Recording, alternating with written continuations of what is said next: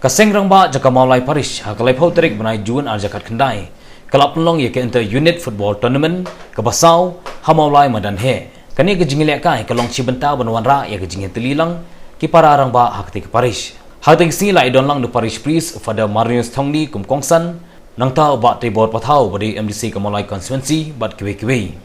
Ya ke jingilek kai la play perda de pada Marius Thongni hakaba ulo ongru ba ke jingilek kai kelong cibenta ke exercise bat kawan ra jing mentei haka kot ke khia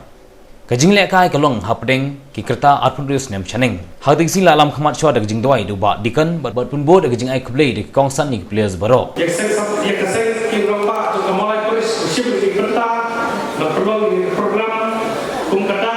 na kata te song bagi tu kau ya ki parate ke badan hari kamalai polis kabalo sementoi na kerta jenis song kau bagi kamalai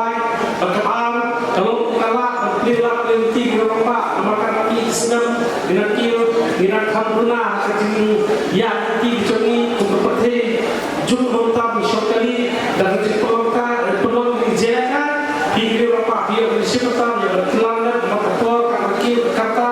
direkam bende exercise semua semua kalau jumpai nampak berapa mai play ya ibahe di portal ini dia berdekat ini ekor ini rangka ro tentang tidak ini yang parisa dari presiden sistem gambar bagi tujuan member baru dia donasi atau tidak dari instrumen berkau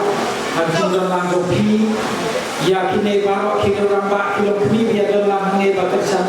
kan ada similar dia kini kesen kan punya kini program dan maka ini ya semua bagi ada kesen berasal kan perlu ya pun kini turnamen habang apa ya kini player ni juga oleh room sakit World Cup ayure dengan ibarat di World Cup players bagian itu kan membagi solusian di dokumen kan EP bagi smart testing akan penolong ya pun di charge lekan tengah kubur baru bagi ngomong presiden John Kacilong Archdiocese ndai tamatasi pihak ada yang pelon Raymond Dasmi ya ada exercise yang mare challenge night mau impat implanting sakina haki dia di kambaro nalu kami konsen kambalan kami senang bertabar away to play right back untuk berdoa KJP ngaku spiritual director lawan banai kan di jingkerku ya kami ke turnamen uki akan ya seperang baru kita lihat totally di tim kibanya sedang tinggal kita dia baru football turnamen terasau lakli entah di Papua. Vamos se trocar.